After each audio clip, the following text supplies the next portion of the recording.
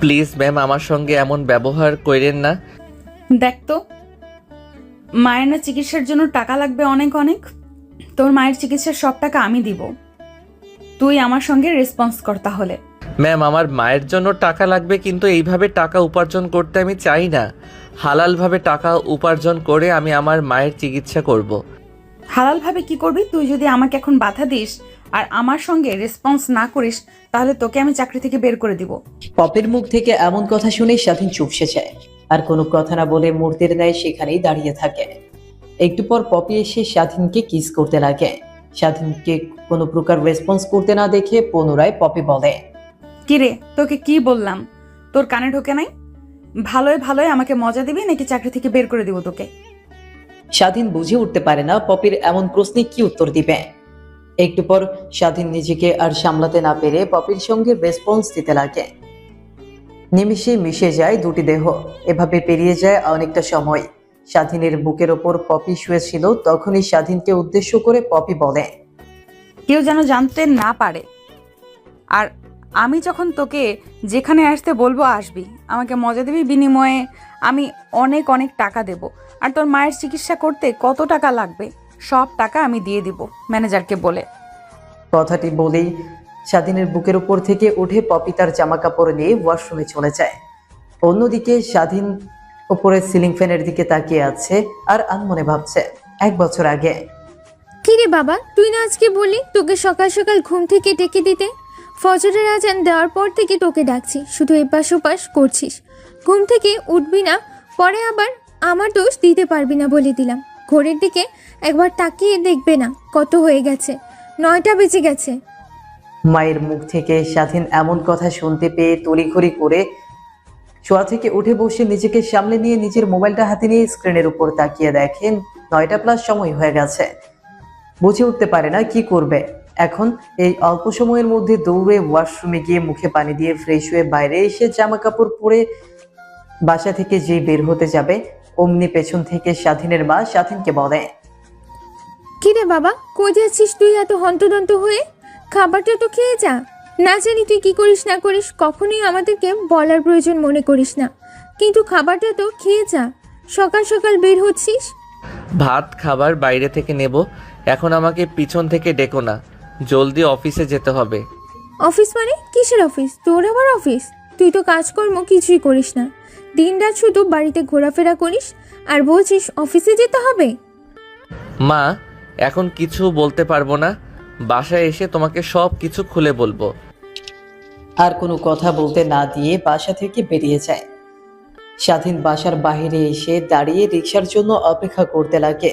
অনেকটা সময় পেরিয়ে যায়, তাও কোনো রিক্সার দেখা পায় না। কি করবে বুঝতে না পেরে রিক্সা না পেয়ে রাস্তার ধার ধরে হাঁটা শুরু করার একটু পরে সামনে এগোতেই একটা রিক্সা দেখতে পায়। তারপর রিক্সায় উঠে সোজা অফিসে চলে আসে। তারপর রিক্সাওয়ালাকে তার ভাড়া মিটিয়ে ওয়েটিং রুমে গিয়ে অপেক্ষা করতে লাগে। বুঝতে পারছেন না কি হচ্ছে এখানে? গল্পের সাথে থাকুন, ঠিকই বুঝতে পারবেন।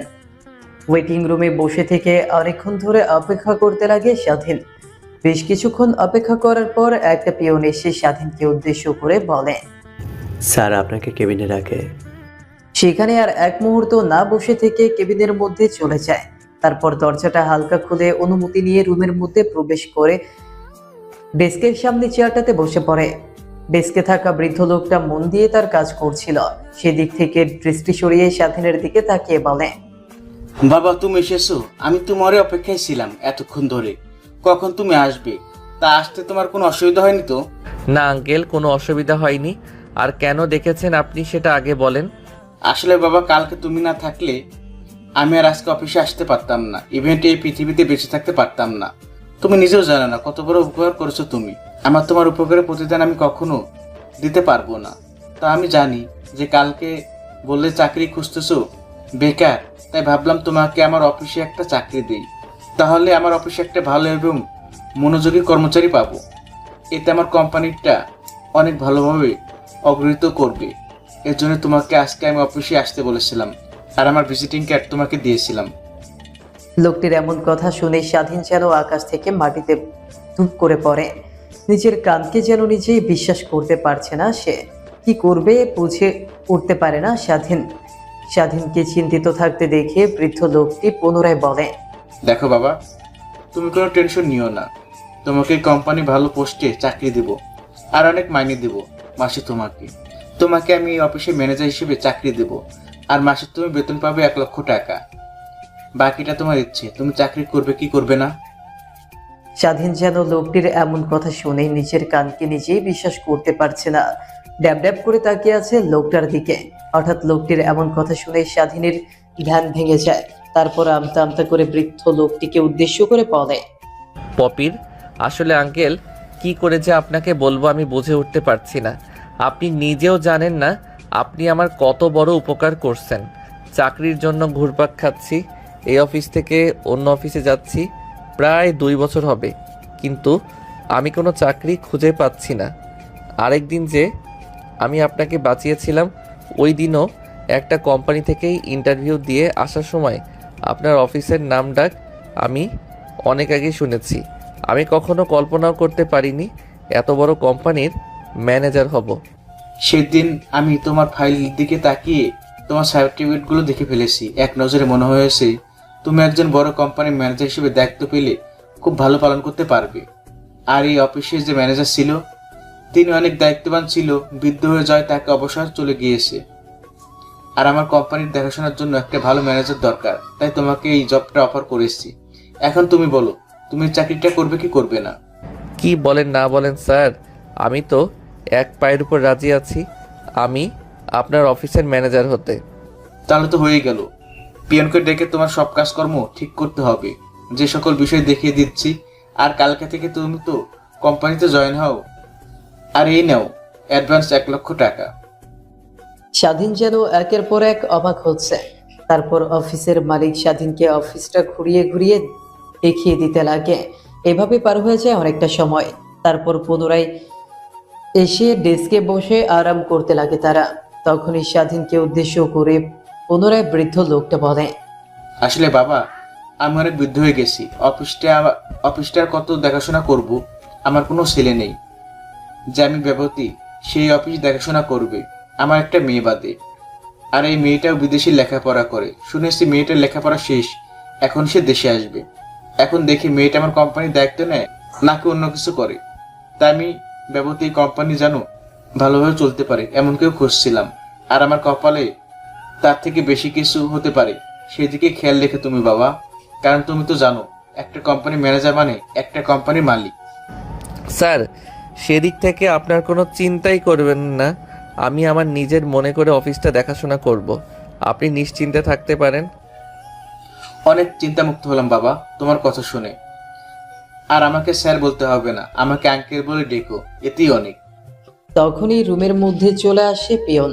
তারপর বৃদ্ধ লোকটির দিকে কিছু ফাইল এগিয়ে দিয়ে বলে, স্যার এই নিয়েন, আপনি যেভাবে বলেছেন সেইভাবেই এই ফাইলটা রেডি করা আছে।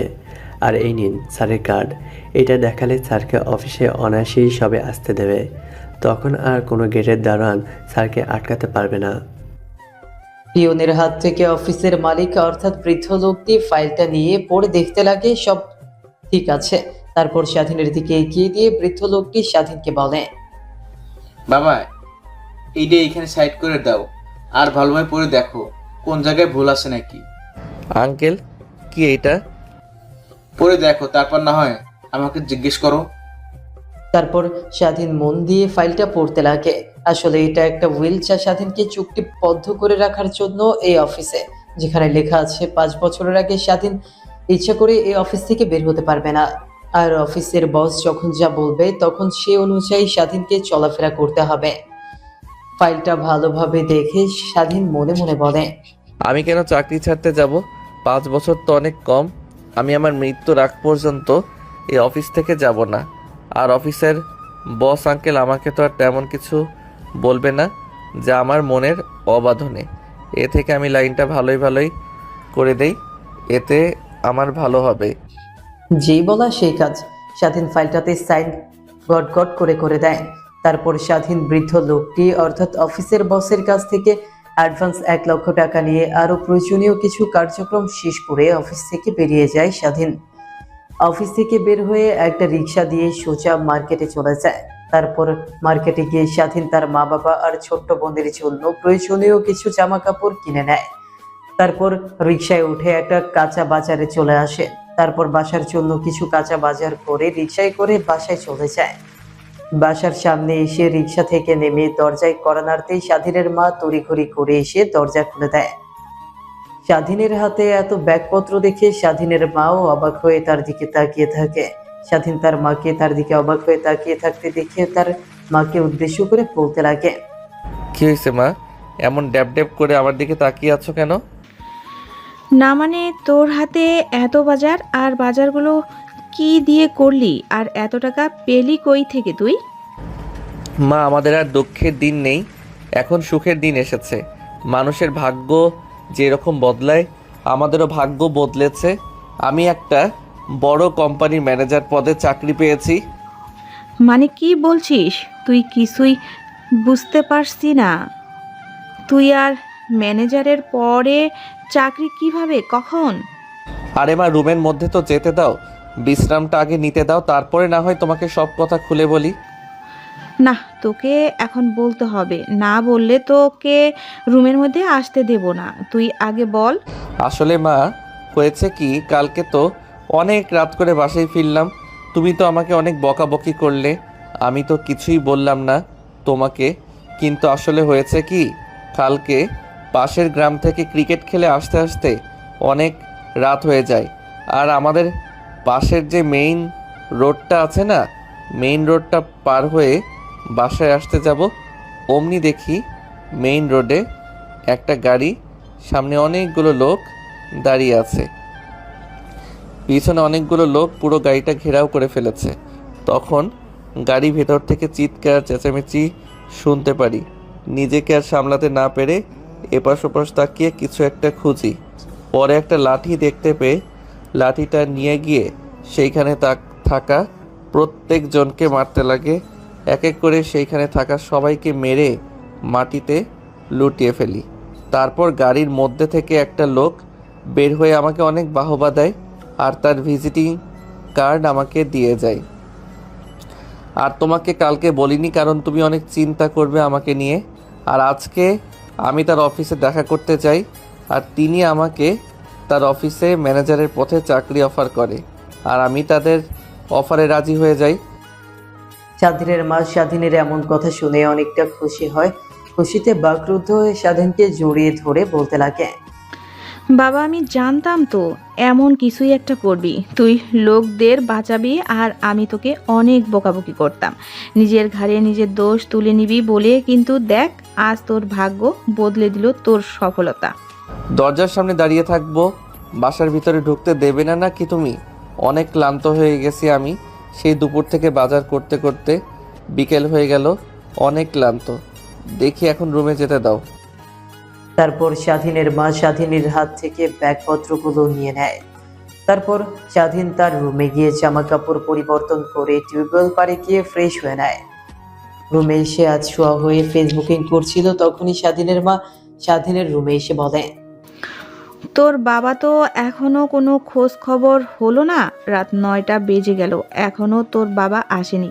দেখ, তোর বাবা গিয়ে দেখ তোর বাবা কই রয়েছে। অনেক চিন্তা হচ্ছে আমার। মা, চিন্তা করো না, বাবা তো প্রত্যেক দিন সকালে সকালে বাসায় ফিরে, তা আজ এত দেরি হলো। থাকো, আমি গিয়ে গ্যারেজে দেখে আসি বাবা এসেছে কিনা। তারপর স্বাধীন বাড়ি থেকে বের হয়ে রিক্সার গ্যারেজে চলে যায়। গ্যারেজে গিয়ে স্বাধীনের বাবাকে দেখে গ্যারেজের মালিক একটা গাছের সঙ্গে বেঁধে রেখেছে। স্বাধীন এই দৃশ্য দেখে অনেক রেগে যায়, দৌড়ে গিয়ে গ্যারেজের মালিকের মুখে খুশি লাগিয়ে দেয়। স্বাধীনের হঠাৎ খুশি খেয়ে গ্যারেজের মালিক ছিটকে গিয়ে কিছুটা দূরে পড়ে যায়। তখন সেখানে থাকা লোকেরা এসে স্বাধীনকে আটকায়। স্বাধীন তাদেরকে ঝামটা দিয়ে ফেলে দিয়ে তার বাবার কাছে গিয়ে রশি খুলতে লাগে আর বলতে লাগে, কি হয়েছে তোমার? আর ওরা তোমাকে গাছের সঙ্গে এইভাবে বেঁধে রেখেছে কেন? আরে বাবা বলিস না, রিক্সা চালাচ্ছিলাম, বিকেলের দিকে একটা ছেলে পিছনের দিকে অনেক দূরে যেতে বলে ভাড়া নিয়ে। অনেক বেশি ভাড়া দেওয়ায় আমি আর না করিনি। অনেকটা দূরে যাওয়ার পর দেখতে পেলাম অনেকটা রাত হয়ে গেছে। ফেরার সময় পথে অনেকগুলো লোক আমাকে আটকে আমার কাছ থেকে টাকা পয়সা রিক্সা নিয়ে চলে যায়। আমি অনেক করে তাদের মানা করি, কিন্তু তারা আমাকে মেরে সেইখানে রেখে চলে যায়। আর গ্যারেজের মালিক আমার কাছ থেকে তার রিক্সায় বুঝে না পেয়ে আমাকে মারধর করে আর গাছের সঙ্গে বেঁধে রেখে যায়, আর বলে যে টাকা না দেওয়া পর্যন্ত আমি নাকি তার ওইখান থেকে ছাড়া পাবো না। স্বাধীন তার বাবার কাছ থেকে উঠে দৌড়ে রিক্সার গ্যারেজের মালিকের কাছে গিয়ে মাটি থেকে কলার ধরে উঁচু করে বলে, তোর একটা গাড়ির কত দাম আমি তোকে পুষে দেব, কিন্তু তুই আমার বাবাকে মারলি কেন? আর গাছের সঙ্গে বেঁধে রেখেছিস কেন? তোর সাহস কি করে হয়? কথাটা বলে স্বাধীন গ্যারেজের মালিককে অনেক মারধর করতে লাগে। মারতে মারতে একটা পর্যায়ে গ্যারেজের মালিকের নাক মুখ দিয়ে যখন রক্ত বের হয়, তখন স্বাধীনের বাবা স্বাধীনের কাছে গিয়ে স্বাধীনকে পেছন থেকে মারতে মানা করে। তারপর স্বাধীনের রাগ কিছুটা কমলে সেখান থেকে তার বাবাকে নিয়ে চলে আসার আগে তার প্যান্টের পকেট থেকে 30,000 টাকা গ্যারেজের মালিকের মুখে ছুঁড়ে মেরে বলতে লাগে, এই নিয়ে নে তোর টাকা। একটা গাড়ি তৈরি করতে কত টাকা লাগে তা আমি জানি না, এইখানে 30,000 টাকা আছে জানি। এই টাকা দিয়ে 2টা গাড়ি হবে। আর নেক্সট টাইম থেকে কখনো কারোর দিকে এইভাবে ব্যবহার করবি না। তোর গাড়ি হারিয়ে ফেলেছে, তাকে অনেক মারধর করেছে, তোর কাছে এসেছে, উল্টো তুইও তাকে মারলি। কথাটি বলে স্বাধীন রিক্সার গ্যারেজের মালিককে আরো একটা খুশি দিয়ে সেখান থেকে স্বাধীন তার বাবাকে কাঁধের উপর হাত রেখে বাসায় নিয়ে আসতে লাগে। অন্যদিকে স্বাধীনের বাবা খোঁড়াতে খোঁড়াতে আসে, পায়ে অনেক ব্যথা লাগায়। বাড়ির সামনে আসতেই দেখে স্বাধীনের মা বাসার সামনে দাঁড়িয়ে আছে। দূর থেকে স্বাধীনের বাবাকে দেখতে পেয়ে স্বাধীনের মা দৌড়ে আসে তাদের কাছে। কিরে বাবা, তোর বাবা কি হয়েছে? এমনভাবে হাঁটছে কেন? আর তার শরীরে এত রক্ত লেগে আছে কেন? তারপর স্বাধীন তার মাকে সবকিছু খুলে বলে। তারপর স্বাধীন তার বাবাকে তার রুমে নিয়ে গিয়ে ফ্রেশ হয়ে জামা কাপড় পরিবর্তন করে দেয়। বাবা তাহলে তুমি এখন ঘুমাও, আমি আমার রুমে যাই। আর কোনো কিছুর প্রয়োজন হলে মাকে কিংবা আমাকে বইলো, হ্যাঁ? কথাটি বলেই স্বাধীন যেই পেছনে ফিরে রুম থেকে বের হতে যাবে, তখনই স্বাধীনের বাবা স্বাধীনকে পেছন থেকে বলে, কিরে বাবা, তোর কাছে এতগুলো টাকা কই থেকে আসলো? আর তুই তো কাজকর্ম কিছু করিস না, তাহলে তুই এই টাকাগুলো অন্যায়ভাবে উপার্জন করেছিস। তখনই স্বাধীনের মা পাশ থেকে বলে, আরে তুমি ওইগুলো কি বলছো? আমাদের ছেলে হয়ে কখনো খারাপ করবে এটা তুমি কি করে ভাবলে? আসলে স্বাধীন বড় একটা কোম্পানিতে ম্যানেজার পদে চাকরি পায়, এর জন্য তাকে অ্যাডভান্স 1 লাখ টাকা দেয়। স্বাধীনের বাবা স্বাধীনের মূল কথা শুনে অনেকটা খুশি হয়। তারপর স্বাধীন সেখানে আর এক মুহূর্ত না দাঁড়িয়ে থেকে সোজা তার রুমে চলে যায়। তারপর রুমে গিয়ে একটু ফেসবুক স্ক্রোল করে সে ঘুমিয়ে পড়ে। ঘুম ভাঙে পরের দিন সকালবেলা আজানের শব্দে। এপাশ ওপাশ করে ঘুম থেকে উঠে টিউবওয়েল পাড়ে গিয়ে ফ্রেশ হয়ে উজু করে নামাজ পড়তে চলে যায়। তারপর নামাজ পড়ে একটু হাঁটাহাঁটি করে বাসায় এসে খাওয়া দাওয়া শেষ করে স্বাধীন তার বাবার কাছে গিয়ে বলে, বাবা এখন তুমি কেমন আছো? হ্যাঁ, অনেক ভালো আছি। আর তোকে আমাকে নিয়ে চিন্তা করতে হবে না, আমি খুব সুস্থ আছি। তারপর তার বাবার সঙ্গে টুকিটাকি আরো কিছু কথা বলে বাসা থেকে বের হয়ে যায়। বাড়ির বাইরে সে একটা রিক্সার জন্য অপেক্ষা করতে লাগে। একটা পর্যায়ে একটা রিক্সা আসলে স্বাধীন রিক্সাতে উঠে তার অফিসে চলে আসে। তারপর অফিসের সামনে এসে তার ভাড়া মিটিয়ে অফিসে চলে যায়। অফিসের দারোয়ানরা স্বাধীনকে আটকাতেই স্বাধীন তার কার্ডটা দেখাতেই অফিসের দারোয়ানরা তাকে স্যালুট জানায়। তারপর সোজা স্বাধীন অফিসের মালিক অর্থাৎ বৃদ্ধ লোকটার কাছে চলে যায়। দরজার ওই পাশ থেকে ডেস্কের উপর বসে থাকা বৃদ্ধ লোকটা অর্থাৎ অফিসের মালিক বলে, বাবা তুমি এসেছো, আসো আসো, আমার কেবিনে আসবে। তোমার পারমিশন নিতে হবে না, এটা বলে দিলাম। এরপর থেকে যখন আসবে পারমিশন নিতে হবে না, ঠিক আছে? আচ্ছা আঙ্কেল। তুমি তো অফিসে নতুন ম্যানেজার পদে নিয়োগ পেয়েছো, তো তোমাকে সকলের সঙ্গে পরিচয় করে দিতেই হবে। তখনই অফিসের মালিক পিয়নকে ডেকে কনফারেন্স রুমে সবাইকে একত্র করতে বলে। তারপর পেমেন্ট দিয়ে সবাইকে ডেকে কনফারেন্স রুমে সবাইকে একত্রে করে। তখন অফিসের মালিক অর্থাৎ বৃদ্ধ লোকটা স্বাধীনকে অফিসের সকল কর্মচারীর সামনে নিয়ে গিয়ে বলে, ইনি হলো মিস্টার স্বাধীন, আমাদের অফিসের নতুন ম্যানেজার। তো আমি অনেক খুশি স্বাধীনের মতো একজন ভালো মন মানসিকতার ম্যানেজার পেয়ে। আপনারা আগের ম্যানেজারের সঙ্গে যেমন ভালো ব্যবহার করেছেন, কাঁধে কাঁধ মিলিয়ে কাজ করেছেন, স্বাধীনের সঙ্গে ঠিক একইভাবে কাজ করবেন। এটা আমরা আশা করি আপনাদের কাছ থেকে। যদি এর সম্পর্কে কোনো ধারণা নিতে চান তাহলে এখন তাকে প্রশ্ন করতে পারেন। আর নতুন ম্যানেজার নিয়োগ হওয়াতে আগামীকাল আমাদের অফিসে একটা পার্টির আয়োজন করা হয়েছে। সেখানে আপনারা আপনাদের ফ্যামিলির যে কাউকে আনতে পারবেন। তো সবাই ভালো থাকবেন, আল্লাহ হাফেজ। কথাটি বলে সেখানে আর এক মুহূর্ত না দাঁড়িয়ে থেকে স্বাধীন আর অফিসের মালিক চলে আসে অন্যদিকে। সবাই বলা বলি করছে।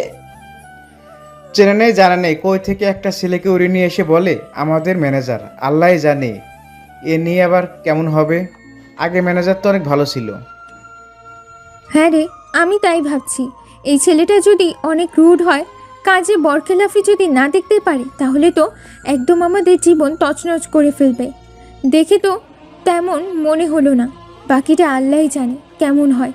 আর শুনেছি বস নাকি বেশি দিন আর এই অফিসের দায়িত্বই থাকবে না, তার মেয়ে নাকি নতুন দায়িত্বে আসবে। লোকের মুখে শুনেছি বসের মেয়ে নাকি অনেক আগেই আমাদের মাঝে অফিসে আসতো। মাঝে মধ্যে তখন যদি তার সঙ্গে কেউ খারাপ ব্যবহার করতো কিংবা ভুলে কারোর সঙ্গে যদি ধাক্কা লাগতো, তাহলে তার চাকরি নট করে দিত। আর অনেক রাগী ছিল সে। নতুন ম্যানেজার নিয়োগ দিয়েছে, 2 দিন পর দেখবি নতুন মালিকও চলে এসেছে, অর্থাৎ বসের মেয়ে নতুন মালিক হয়ে আসবে। কথাগুলো নিজেদের মধ্যে বলা বলি করে যে যার কেবিনে চলে গিয়ে মনোযোগ দিয়ে কাজ করতে লাগে। অন্যদিকে স্বাধীনকে উদ্দেশ্য করে অফিসের মালিক বলে, শোন বাবা, যেহেতু আগামীকালকে একটা পার্টির আয়োজন করেছি, তাহলে সেই পার্টির অ্যারেঞ্জ তুমি না হয় করো। ওকে স্যার, ও সরি, ওকে আঙ্কেল। তারপর স্বাধীন আর অফিসের মালিকের মধ্যে আরো কিছু কথা বলতে লাগে। একটু পর পিয়নকে ডাক দিতেই পিয়ন তাদের রুমে প্রবেশ করে। তখনই অফিসের মালিক পিয়নকে উদ্দেশ্য করে বলে, তোমাকে তো আগামীকাল বলেছিলাম নতুন একটা ডেস্ক তৈরি করতে। তুমি কি সেই ডেস্ক তৈরি করেছো নতুন ম্যানেজারের জন্য? জি স্যার, নতুন ডেস্ক তৈরি করেছি আপনার পাশে, আর আপনার রুমের মধ্যে দিয়ে সেখানে যাওয়া যায়। স্যার, আগামীকালকে পুরাতন ম্যানেজারের কেবিন সাফ করতে অনেকগুলো ফাইল দেখতে পাই, যেখানে দেখি অনেকগুলোতে ধুলো জমে গেছে। আমি ভেবেছি সেগুলো পুরাতন ফাইল। ছেড়ে দিতে যাব, তখনই দেখতে পাই অনেকগুলো হিসাব ওইখানে লেখা আছে। ভাবলাম অনেক কাজে হবে, তাই সেইগুলো রেখে দিয়েছি। আপনি চাইলে আমি সেই ফাইলগুলো নিয়ে আসতে পারি। অফিসের মালিক কিছু একটা চিন্তা করে পিয়নকে বলে, যাও, তুমি ফাইলগুলো নিয়ে আসো। দেখে কি ফাইল আমাদের থেকে লুকিয়েছো। তারপর রুমের মধ্যে আর এক মুহূর্ত না দাঁড়িয়ে থেকে পিয়ন গিয়ে সে ফাইলগুলো নিয়ে এসে ডেস্কের উপর রাখতেই স্বাধীন আর অফিসের মালিক পিয়নের দেওয়া ফাইলগুলো খুলে দেখতে লাগে। ফাইলগুলো দেখে স্বাধীন তো অফিসের মালিকের দিকে বড় বড় করে তাকিয়ে আছে, অন্যদিকে অফিসের মালিকও স্বাধীনের দিকে বড় বড় করে তাকিয়ে আছে। তাদের দুজনের এমন বড় বড় করে তাকিয়ে থাকতে দেখে অনেকটাই অবাক হয়। পিয়ন উদ্বেগ কণ্ঠ নিয়ে তাদেরকে বলে, স্যার, এমনভাবে দুজনে তাকিয়ে আছেন যে, তেমন কোনো খারাপ কিছু আছে নাকি ফাইলটাতে? ও সেই, আমি তাহলে এতদিন ভুল মানুষকে বিশ্বাস করে এসেছি, যে কিনা আমার বিশ্বাস অর্জন করার জন্য হাজার হাজার ডুপ্লিকেট অর্ডার আমার কাছ থেকে নিয়ে এসেছে, যেগুলো অনেক প্রফিট দেখি আমার কোম্পানি থেকে কম দামে কিনেছে। আর আমি তাকে ভালোভাবে সেগুলো সাইন করে দিয়েছি। ভেবেছি যে এগুলো অনেক কম দামে হলে কি হয়েছে, আমাদের কাছে তো অনেক বেশি প্রোডাক্টস নিয়েছে। স্যার, কি বলছেন এইগুলা?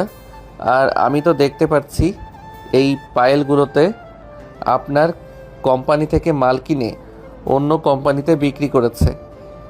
তেমনি প্রচুর রিপোর্ট। তাহলে কি আপনার সঙ্গে আপনার অফিসের পুরাতন ম্যানেজার বরখেলাপি করেছে? আজ এই ফাইলটা না দেখলে তো আমি বিশ্বাস করতে পারতাম না। হ্যাঁ বাবা, ঠিক ভেবেছো তুমি। তাদের দুজনের এমন কথোপকথনের মাঝে হঠাৎ দরজায় এসে কেউ কড়া নাড়ে। পিয়ন গিয়ে দরজা খুলে দিয়ে দেখে পুরাতন ম্যানেজার। তখন পুরাতন ম্যানেজার অনুমতি না নিয়ে কেবিনের মধ্যে প্রবেশ করে। তারপর ডেস্কের সামনে তার কুকর্মের ফাইলগুলো দেখতে পেয়ে সেগুলোর দিকে এক পলক তাকিয়ে হাসতে হাসতে তাদের সামনে থাকা চেয়ার টেনে বসে পড়ে। তাহলে আপনারা আমার অপকর্মের খবর পেয়ে গেছেন। ভেবেছিলাম আর একটু আপনাদের বিশ্বাস অর্জন করেছি, সেটা দিয়ে কাজ করে খাবো, কিন্তু সেটা আর হলো না। তোমাকে আমি এত বিশ্বাস করতাম, বিশ্বাস করে তোমাকে আমার অফিসে ম্যানেজার বানাই। তোর প্রত্যেকটা ফাইল আমি না দেখেই সাইন করে দিতাম। জানতাম তুই কখনো আমার কোনো ক্ষতি করবি না। উল্টো তুই আমার কোম্পানির নাম ব্যবহার করে নিজে লাখ লাখ কোটি কোটি টাকা উপার্জন করছিস আমার কোম্পানিকে লস খাইয়ে। তুই কখনোই আমি তোর কোম্পানির ক্ষতি করেছি এই কথাটা বলতে পারবি না। তোর কোম্পানি থেকে অল্প মূল্যে আমি পণ্য কিনে অন্য কোম্পানিতে তার ডবল মূল্যে বিক্রি করতাম। এর থেকে এখন আমি বড় কোম্পানির মালিক, যেই কোম্পানি তোর থেকেও অনেক অনেক উপরে আসে আর অনেক অনেক টাকা উপার্জন করে। কথাটি বলে ম্যানেজার হা হা করে হাসতে লাগে। কথাটি বলে সেইখান থেকে অফিসের ম্যানেজার চলে যায় অন্যদিকে। অফিসের মালিকের কপালে চিন্তার ছাপ স্পষ্ট বিরাজ করে, কারণ এই অফিসের পুরো মালিক ধরতে গেলে ম্যানেজার ছিল। বড় বড় কোম্পানির সঙ্গে ডিল কনফার্ম করতো ম্যানেজার একাই। এখন সে একটা কোম্পানি দিয়েছে, সেই কোম্পানিতে এখন বড় বড় কোম্পানির ডিল ফাইনাল করবে। এখন আর তার কোম্পানিতে বেশি কেউ আর আসবে না, এই চিন্তা করতে লাগে। চিন্তা করতে করতে এক পর্যায়ে বুকে হাত দিয়ে সেখানে মাটিতে লুটিয়ে পড়ে। স্বাধীন তার চেয়ার থেকে উঠে দৌড়ে গিয়ে তাকে ধরে ফেলে। তারপর স্বাধীন তাকে ধরাধরি করে অফিস থেকে বের করে গাড়িতে করে হসপিটাল নিয়ে যায়। হাসপাতালে নিয়ে আসতেই অফিসের মালিককে হাসপাতালে ভর্তি করে দেওয়া হয়। তারপর জরুরি বিভাগে তাকে নিয়ে যাওয়া হয়। সেভাবে পেরিয়ে যায় অনেকটা সময়। প্রায় 2 ঘন্টা পর জরুরি বিভাগ থেকে একটা ডাক্তার বের হয়। স্বাধীন দৌড়ে ডাক্তারের কাছে গিয়ে বলে, ডাক্তার সাহেব কি হয়েছে? ওনার হঠাৎ করে আমাদের সঙ্গে কথা বলতে বলতে এমন অবস্থা হলো কেন? আসলে তিনি হার্ট অ্যাটাক করেছিল। এমন কোনো কথা শুনেছে যা নিজের কানে কে বিশ্বাস করতে পারেনি, তাই হার্ট অ্যাটাক করেছে। ডাক্তার সাহেব, আপনারা যে করে পারেন আমার বসকে বাঁচান। যত টাকা লাগে আমরা দেব। প্লিজ তাকে দেখেন। তার মাথার উপর আমার মতো হাজারো কর্মচারীর আজ কাজ করে খাই, আর সে যদি না বাঁচে তাহলে আমাদের কর্মক্ষেত্র ভেঙে যাবে। আরে এত চিন্তা করছেন কেন আপনি? চিন্তার কোনো কারণ নেই, সে এখন সম্পূর্ণ সুস্থ আছে। একটু পর তাকে একেবারে ছেড়ে দেওয়া হবে। আর একটা কথা, সময় মতো তাকে হাসপাতালে নেওয়া এবারের মতো বেঁচে গেছে। এরপর থেকে তাকে এমন কোনো কথা বলবেন না যাতে তিনি অনেক কষ্ট পায়। দ্বিতীয়বার হার্ট অ্যাটাক করলে তাকে বাঁচানোর সম্ভাবনা একদমই কম থাকবে। আর ওনার দিকে খেয়াল রাখবেন। আর একটু পর আমার কেবিনে আসবেন আপনি, কিছু জরুরি মেডিসিন লিখে দেবো, সেগুলো নিয়ে আসবেন। কথাটি বলে ডাক্তার সেখানে আর এক মুহূর্ত না দাঁড়িয়ে থেকে সোজা তার কেবিনে চলে যায়। স্বাধীন সেখানে আর দাঁড়িয়ে না থেকে পাশে থাকা চেয়ারে গিয়ে বসে পড়ে। সেইখানে বসে থেকে অনেকটা সময় পার হয়ে যায়। মোবাইলের দিকে তাকিয়ে দেখে রাত্রি 8টা বেজে গেছে। কোথা দিয়ে এতটা সময় বের হয়ে গেল কোনোভাবেই মাথায় খেলছে না তার। তারপর সেখানে আর বসে না থেকে ডাক্তারের কেবিনে চলে যায়। তার উপর ডাক্তার স্বাধীনকে দেখতে পেয়ে কিছু ওষুধ লিখে দেয়। স্বাধীন হাসপাতাল থেকে বের হয়ে একটা ফার্মেসি থেকে ওষুধ নিয়ে হাসপাতালে চলে আসে। আইসিইউর সামনে দাঁড়িয়ে ছিল, তখনই একটা হুইল চেয়ারে করে অফিসের বসকে কেবিনে শিফট করে। স্বাধীন তার পেছনে চলে যায়। তারপর কেবিনে শিফট করার পর স্বাধীন অফিসের বসের সঙ্গে টুকটাক কিছু সেভাবে অনেকটা সময় পেরিয়ে যায়। তাদের কথা বলার এক পর্যায়ে অফিসের বস স্বাধীনকে বলে, তা বাবা, তুমি এখন বাসায় চলে যাও। এখন আমি অনেক সুস্থ আছি। তোমাকে নিয়ে তোমার ফ্যামিলি হয়তো অনেক চিন্তা করছে। তুমি এখন বাসায় চলে যাও। আঙ্কেল কি বলছেন এগুলো আপনি? আপনাকে এই অবস্থায় রেখে কিভাবে আমি বাসায় চলে যাই? আপনার তো এই পৃথিবীতে কেউ নেই একমাত্র মেয়ে ছাড়া। আর আপনার মেয়ে নাকি লন্ডনে পড়াশোনা করছে। এখন আমি এইখানে থাকলে আপনাকে দেখাশোনা করবে কে? আমাকে নিয়ে চিন্তা করতে হবে না। আমি বাসায় ফোন করে সব কিছু বলে দেব মা বাবাকে। তাদের দুজনের কথোপকথনের মাঝে হঠাৎ করে অফিসের বসের ফোনে একটা ফোন আসে। তখন ফোনটা রিসিভ করে কানে ধরতেই ওই পাশ থেকে একটা মেইলি কণ্ঠ অফিসের বসকে উদ্দেশ্য করে বলে, বাবা তুমি কই আছো? এত রাত করে বাসায় ফেরোনি এখনো কেন? তোমাকে না একবার বলেছি বেশি রাত করে বাসার বাইরে থাকবে না? তা তুমি এখনো বাসায় আসো নাই কেন বলো তো? একটা জরুরি কাজে আমি বাসায় বাইরে আসি। বাবা তোমার কণ্ঠ এমন শোনাচ্ছে কেন? আর তুমি কোথায় আছো সত্যি করে বলো। আর তুমি আমাকে বলো। আর আমি বাংলাদেশে এসেছি তোমাকে সারপ্রাইজ দেওয়ার জন্য, তোমাকে বলিনি। আর এসে তো আমি নিজেই সারপ্রাইজড হয়ে গেছি। এত রাত হয়ে গেল আর তুমি এখনো বাসায় আসোনি। মেয়ের এমন প্রশ্ন শুনে কি বলবে বুঝতে পারে না সে। তাই আমতা আমতা করে পপিকে উদ্দেশ্য করে পপির বাবা বলতে লাগে, আরে মা, বলিস না, আজকে অফিসে মিটিং করছিলাম। হঠাৎ করে বুকের ব্যথা শুরু হয়। কিছুক্ষণ পর মাটিতে লুটিয়ে পড়ি, অজ্ঞান হয়ে যাই। জ্ঞান ফিরে দেখি আমি হাসপাতালে বেডে শুয়ে আছি। আমাদের অফিসের নতুন ম্যানেজার আমাকে নিয়ে হাসপাতালে আসে। পরে জানতে পারি আমি নাকি হার্ট অ্যাটাক করেছিলাম।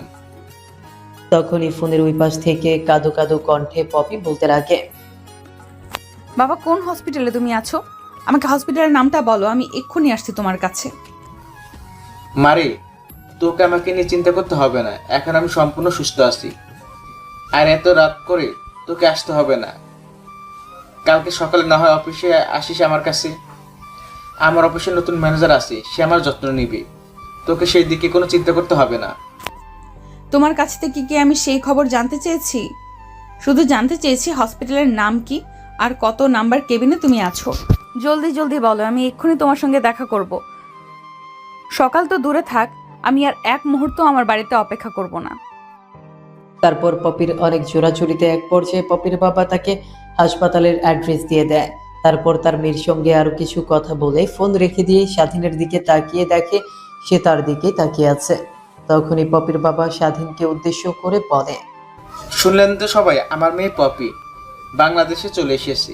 সে 8 বছর আগে তাকে দেখেছিলাম মাঝে মাঝে ইউএসএতে গিয়ে, দেখে এসেছি 8 বছর পর বাংলাদেশে আসলো। বাংলাদেশ ঠিক তেমন একটা কিছু চেনে না। তুমি একটা কাজ করো, তুমি হাসপাতালের বাইরে গিয়ে তার জন্য অপেক্ষা করো। আর আমার মেয়ের নাম পপি, গায়ের রং ফর্সা, তোমার থেকে অল্প একটু নিচু হবে।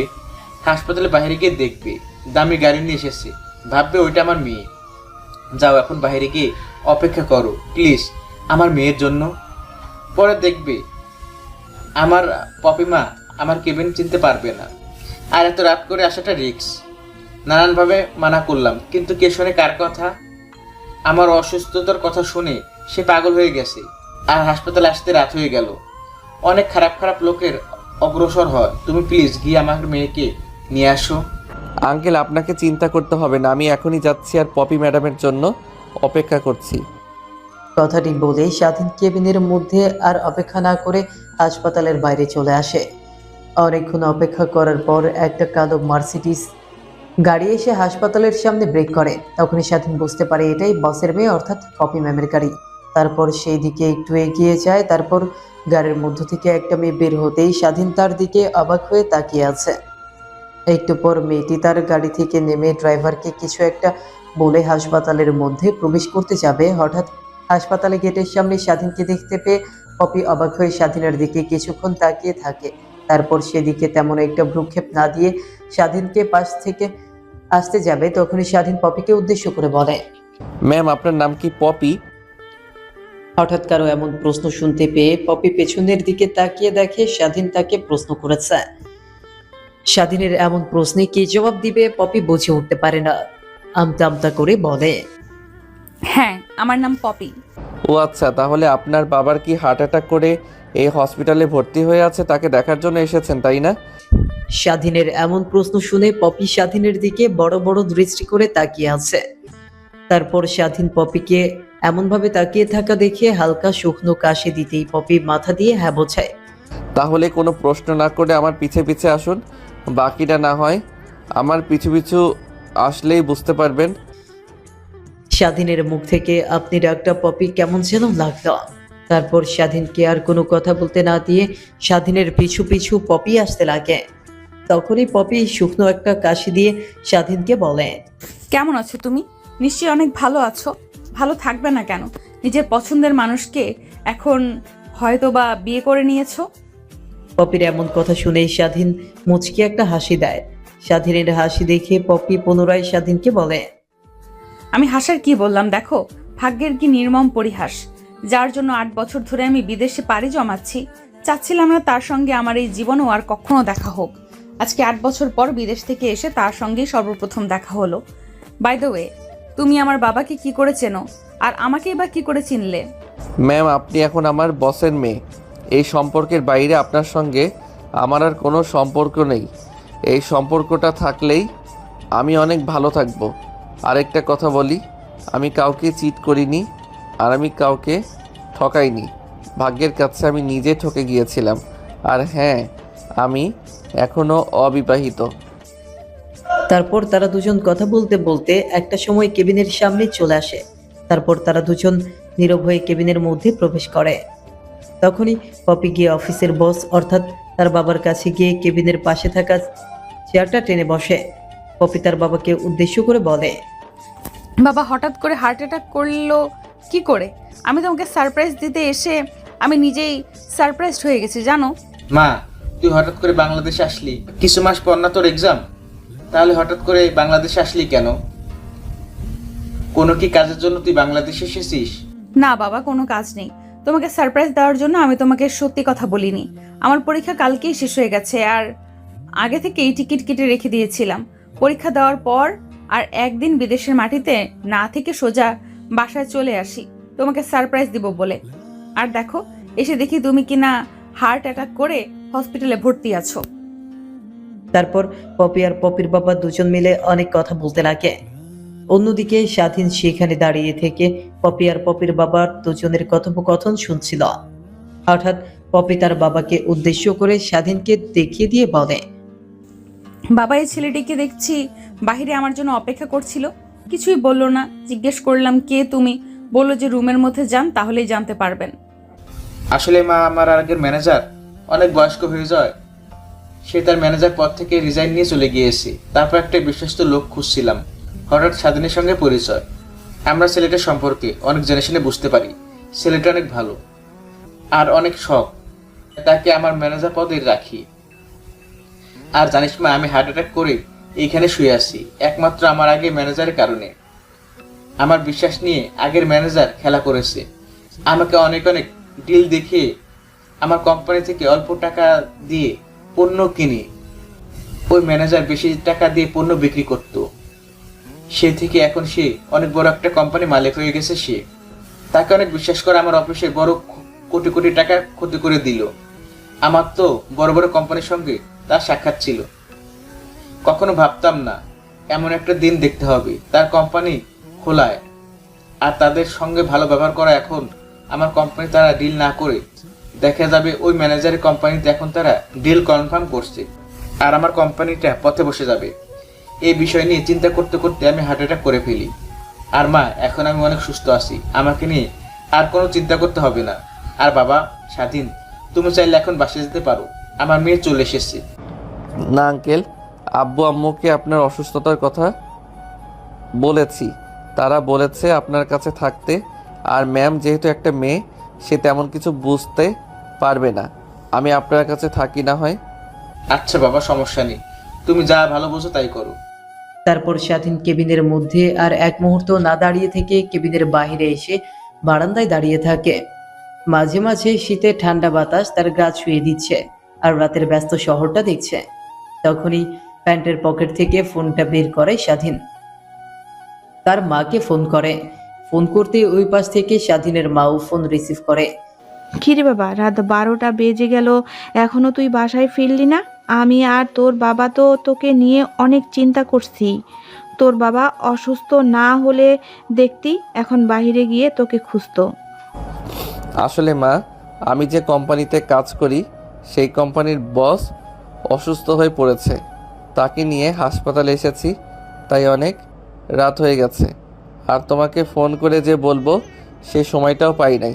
আমি এখন ফ্রি হলাম আর তোমাকে ফোন করলাম। আর আমাকে নিয়ে চিন্তা করতে হবে না, কাল সকালে বাসায় চলে আসবো। তারপর স্বাধীন তার মায়ের সঙ্গে টুকটাক কিছু কথা বলে ফোন রেখে দিয়ে পাশের দিকে তাকিয়ে দেখে পপিও তার পাশে দাঁড়িয়ে থেকে শহরের দিকে তাকিয়ে আছে। কথা বলা শেষ হলে স্বাধীন ফোনটা কেটে দিয়ে ফোন প্যান্টের পকেটে রেখে দেয়। দুইজনেই ব্যস্ত নগরের দিকে তাকিয়ে আছে। মাঝে মাঝে শীতের ঠান্ডা বাতাস এসে তাদের শিহরিত করে দিচ্ছে। তাদের দুজনের মধ্যে সেখানে দাঁড়িয়ে থেকে পিংপতন নীরবতা বিরাজ করে। হঠাৎ করে পপি স্বাধীনকে উদ্দেশ্য করে বলে, অনেক সুখে আছিস তুই, তাই না? আমাকে দুঃখ দিয়ে 8 বছর কষ্ট দিয়ে অনেক হাসি খুশি আছিস দেখছি। এই 8টা বছর আমাকে তুমি কষ্ট দিয়েছিস। কড়ায় গন্ডায় আমি সেগুলো উসুল করে নেব। শুধু তুই দেখ আমি কি করি। পপির এমন কথা শুনে স্বাধীন কিছুই বলল না। ব্যস্ত শহরটার দিকে তাকিয়ে মুচকি একটা হাসি দেয়। অন্যদিকে স্বাধীনের এমন হাসির রহস্য পপি কিছুই খুঁজে পায় না। সেখানে আর এক মুহূর্ত না দাঁড়িয়ে থেকে সোজা পপি তার বাবার কেবিনে চলে যায়। আর স্বাধীন সেখানে অনেকক্ষণ দাঁড়িয়ে থাকে। ঘড়ির কাঁটাতে প্রায় 2টা বেজে গেছে। তখন স্বাধীন সেখানে আর না দাঁড়িয়ে থেকে একটা বেঞ্চে গিয়ে বসে পড়ে আর ঝাঁপ দেয় ভয়ঙ্কর অতীতে। আসলে স্বাধীন আর পপি দুজনে একই কলেজে পড়াশোনা করত। সেই সুবাদেই দুজন অনেক ভালো বন্ধু হয়। বন্ধুত্বের সম্পর্কের মধ্যে হঠাৎ করে পপি একদিন স্বাধীনকে প্রপোজ করে বসে। পপি দেখতে অনেক সুন্দর হয়, পুরো কলেজের ছেলে তার পিছে ঘুরঘুর করে। স্বাধীন পপির এমন প্রস্তাবে আর না করতে পারে না। সেই থেকেই স্বাধীন আর পপি দুজনের মধ্যে অনেক ভালো সম্পর্কের সৃষ্টি হয়। দেখতে দেখতে 2টা বছর পেরিয়ে যায়। হঠাৎ একদিন স্বাধীন কিছু একটা মনে করে পপির সঙ্গে রিলেশনটা কন্টিনিউ না করে ব্রেকআপ চায়। পপি স্বাধীনকে অনেকভাবে বোঝানোর চেষ্টা করে, বাট স্বাধীন বুঝতে নারাজ। পপি অনেক কান্নাকাটি করে, কিন্তু স্বাধীন তার কান্নার দিকে তেমন একটা ভ্রুক্ষেপ দেখায় না। পরবর্তীতে পপি আর কলেজে আসে না। সেই থেকে কোথায় গেছে খোঁজ খবর পায় না। আর কিছু না হয় গল্পের সাথে থাকলেই বুঝতে পারবেন। অতীত থেকে বের হয়ে মাঠের দিক থেকে দৃষ্টি সরিয়ে পাশের দিকে তাকিয়ে দেখে পপি তার পাশে বসে থেকে মোবাইল চাপছে। স্বাধীন সেই দিকে কোনো ভ্রুক্ষেপ দেখায় না, নিজের মতো করেই সেখানে বসে থাকে। দুজনের মধ্যে পিংপতন নীরবতা বিরাজ করছে, কিন্তু কেউ কাউকে কিছু বলছে না। সেভাবেই পেরিয়ে যায় অনেকটা সময়। দেখতে দেখতে পাশের মসজিদ থেকে আজানের ধ্বনি ভেসে আসে। তারপর স্বাধীন সেখানে আর এক মুহূর্ত না দাঁড়িয়ে থেকে হাসপাতাল থেকে বের হয়ে সোজা মসজিদে চলে যায় নামাজ পড়ার জন্য। নামাজ পড়ে স্বাধীন চারপাশটা একটু ঘোরাঘুরি করে হাসপাতালের মধ্যে এসে পপির বাবার কেবিনে চলে যায়। স্বাধীন কেবিনে গিয়ে দেখে পপি তার বাবাকে কি যেন খাইয়ে দিচ্ছে। স্বাধীন সেখানে গিয়ে পপির বাবাকে বলে, আঙ্কেল তাহলে এখন আমি আসি, তাই কোনো দরকার হলে আমাকে ফোন করেন, আমি চলে আসব। আর আপনি তো আমার ফোন নাম্বারটা জানেন তাই না? পপিকে উদ্দেশ্য করে বলল শেষের কথাগুলো। স্বাধীনের এমন কথা শুনে পপি স্বাধীনের দিকে তাকিয়ে বড় বড় দৃষ্টিতে তাকিয়ে থাকে। তখনই স্বাধীন নিজেকে সামলে নিয়ে বলে, না মানে ম্যাম, কালকে রাতে তো আপনি আমার নাম্বার নিলেন, তার জন্যই বললাম কোনো প্রয়োজন হলে আমাকে ফোন করার জন্য। তাহলে আমি এখন আসি। তারপর স্বাধীন সেখানে আর এক মুহূর্ত না দাঁড়িয়ে থেকে সোজা কেবিন থেকে বের হয়ে তার বাসার উদ্দেশ্যে যাওয়ার জন্য রাস্তায় চলে আসে। রাস্তায় এসে একটা রিকশার জন্য অপেক্ষা করতে লাগে। অন্যদিকে পপির বাবা পপিকে বলে, শোন মা, ছেলেটা কিন্তু অনেক ভালো। কিছুদিন আগে একটা মিটিং শেষ করে আমি আসছিলাম, রাস্তার মধ্যে হঠাৎ করে শত্রুপক্ষ থেকে আমাকে আক্রমণ করে। ঠিক তখনই ওই ছেলেটা আমাকে সাহায্য করার জন্য এগিয়ে আসে। আশপাশ দিয়ে অনেক গাড়ি যাচ্ছিল, কত হেল্প হেল্প বলে চিল্লালাম, কিন্তু কেউ আমাকে সাহায্য করতে আসে নাই। না জানি ছেলেটা কোথা থেকে এসে আমাকে ওই খারাপ লোকদের হাত থেকে বাঁচায়। পরে ছেলেটার সঙ্গে কথা বলে বুঝতে পারি যে তার চাকরি নেই, মাস্টার্স কমপ্লিট করে বসে আছে, চাকরি খুঁজছে। তখন আমি বলি আমার কোম্পানি কাজ করার জন্য, সে রাজি হয়ে যায়। তখন তাকে ভিজিটিং কার্ড দিই। পরে আগামীকাল আসে আমার কোম্পানিতে। ম্যানেজার পোস্টটি খালি থাকায় আর ছেলেটাকে ম্যানেজার হিসেবে আমার কোম্পানিতে রাখবো, এইভাবে তাকে ম্যানেজার পদে নেই। তারপর টুকটাক পপি তার বাবার সঙ্গে কথা বলতে লাগে। অন্যদিকে স্বাধীন একটা রিক্সা পেয়ে সোজা বাসায় চলে যায়। দরজায় এসে কড়া নাড়তেই স্বাধীনের মা এসে দরজা খুলে দেয়। তারপর সেখান থেকে স্বাধীন সোজা তার রুমে গিয়ে পোশাক পরিবর্তন করে গোসল করে নেয়। তারপর স্বাধীন রুমে এসে তার মাকে বলে, মা, অনেক ক্ষুধা পেয়েছে আমার জন্য, তুমি খাবার বাড়ো। আর আমার বসের মেয়ে এসেছে বিদেশ থেকে, উনি এখন হাসপাতালে হয়তো না খেয়ে আসছে এখনও। তার জন্য একটা বাটিতে খাবার দিলে দাও, আমি একটু পরেই আবার হাসপাতালে যাব। আচ্ছা বাবা, বুঝতে পারছি, তোকে বলতে হবে না। আমি এর জন্যই বেশি করে রান্না করছি। আমি জানি এরকম কিছু একটা হবে। তুই খাবার খেয়ে নে, আমি খাবার বেড়ে দিচ্ছি। তারপর স্বাধীন তার রুম থেকে বের হয়ে খাবার টেবিলে এসে খাবার খেতে লাগে। খাওয়া দাওয়া শেষ করে তার রুমে গিয়ে পোশাক পরিবর্তন করে নিজেকে একটু পরিপাটি করে খাবার নিয়ে হাসপাতালের উদ্দেশ্যে রওনা হয়। একটু পর হাসপাতালে চলে আসে স্বাধীন। তারপর সোজা পপির বাবার কেবিনে চলে যায়। কেবিনে গিয়ে দেখে পপি আর তার বাবা দুজনে মিলে কথাবার্তা বলছে। দীর্ঘ 8 বছর পর মেয়েকে কাছে পেয়েছে, এই খুশিতেই পপির বাবা অনেকটা সুস্থ হয়ে গেছে। তখনই স্বাধীন দরজা দিয়ে ঘরের ভেতর প্রবেশ করে টেবিলের উপর খাবারের বাটিটা রেখে পপিকে উদ্দেশ্য করে বলে, ম্যাম, সেই কালকে রাত থেকে না খেয়ে আছেন, তাই মাকে আপনার কথা বলতেই মা আপনার জন্য খাবার দিয়েছে, এইগুলো খেয়ে নেন। তারপর পপি টেবিলের উপর থেকে খাবারের বাটিটা নিয়ে খেতে লাগে। স্বাধীন রুম থেকে বের হয়ে একটা দোকান থেকে পানির বোতল নিয়ে আসে, তারপর সোজা কেবিনে চলে আসে। তারপর পানির বোতলটা পপির দিকে এগিয়ে দিতেই পানির বোতলটা নিয়ে নেয় সে। তারপর একটা চেয়ার ঠেলে বসে পড়ে। তখনই পপির বাবা স্বাধীনকে উদ্দেশ্য করে বলতে লাগে, বাবা, এখন অনেকটা সুস্থ হয়ে গেছি। আর আমার মেয়ে এসেছে, তাতে অনেক সুস্থ হয়ে গেছি। তুমি একটা কাজ করো, ডাক্তারের সাথে কথা বলে দেখো আমাকে তারা কখন রিলিজ করবে। জানি হয়তো বা আরো 2-1 দিন থাকতে বলবে, বাট এখন আমি অনেকটা সুস্থ, চাইলে বাসায় যেতে পারবো, কোনো সমস্যা হবে না আমার। তারপর স্বাধীন কেবিন থেকে বের হয়ে ডাক্তারের কাছে চলে যায় রিলিজ নেওয়ার জন্য। তারপর ডাক্তারের সঙ্গে টুকিটাকি কিছু কথাবার্তা বলে রিলিজ করার জন্য। তারপর ডাক্তার কিছু ওষুধ লিখে দিলে স্বাধীন কেবিন থেকে বেরিয়ে আসে। তারপর কাউন্টারে গিয়ে বিল মিটিয়ে পপির বাবাকে নিয়ে গাড়ি করে বাসায় চলে আসে। তারপর পপির বাবাকে তার বাসায় নামিয়ে দিয়ে স্বাধীন আসতে যাবে। তখনই পপির বাবা স্বাধীনকে বলে, বাবা, তুমি আমার বাসায় প্রথম এসেছো, আর বাইরে কেন দাঁড়িয়ে আসছো? ভিতরে আসো না, চা নাস্তা করে তারপর যাও। না, সমস্যা হবে না, বাসায় যেতে হবে। আজকে না হয় বাসার ভিতরে যাচ্ছি না, অন্য একদিন আসবো। না, তুমি আজকে আসো, তেমন কিছু হবে না, 2-1 মিনিট লাগবে, তার বেশি লাগবে না। স্বাধীন পপির বাবার কথার ওপরে আর কোনো কথা না বলে তাদের বাসার ভেতরে প্রবেশ করে। তারপর রুমে গিয়ে বসে পড়ে। পপির বাবাও স্বাধীনের পাশে বসে পড়ে। অন্যদিকে পপি সোজা সিঁড়ি বেয়ে উপরে চলে যায়। তখনই পপির বাবা স্বাধীনকে বলে, শোনো বাবা, আমার মেয়ে আগে এমন ছিল না, অনেক ভালো ছেলেদের সঙ্গে ভালোভাবে কথা বলতো। হঠাৎ করে কি হলো, ছেলেদের দেখতে পারে না, ইভেন কোনো ছেলের সঙ্গে ভালো কথা বলে না, অনেক রাপ ব্যবহার করে। এরপর কি হলো, দেশে থাকলে না বিদেশে পড়াশোনার জন্য গেল। কত করে বললাম, মা কি হয়েছে বল আমাকে, কিন্তু কিছুই বললো না আমাকে। কত করে বললাম, তুই বিদেশে চলে গেলে আমি কিভাবে থাকবো বাসায় একা একা? তোর মা যাওয়ার পর আমি কোনো বিয়ে করিনি, কারণ তোর সৎ মা তোর সঙ্গে খারাপ ব্যবহার করবে এর কারণে। কিন্তু বাবা কিছুই বললো না, সোজা বললো বিদেশে পড়াশোনা করার জন্য দেশে থাকবে না। আমি তখন আর কোনো কথা বললাম না। তার জীবন লাইফ সে যেভাবে চাইবে সেভাবে চালাক, যাওয়া হয়ে গেছে। এখন দেশে ফিরে হয়তো আর বিদেশে যাবে না পড়াশোনার জন্য। তা বাদ দিয়ে সেসব কথা। আজকে তো অফিস বোধহয় সব এমপ্লয়ি এসেছে, অনেক ফাইল জমা পড়েছে। তুমি আগামীকাল অফিসে এসো, দেখি আমি কালকে অফিসে যেতে পারি কিনা।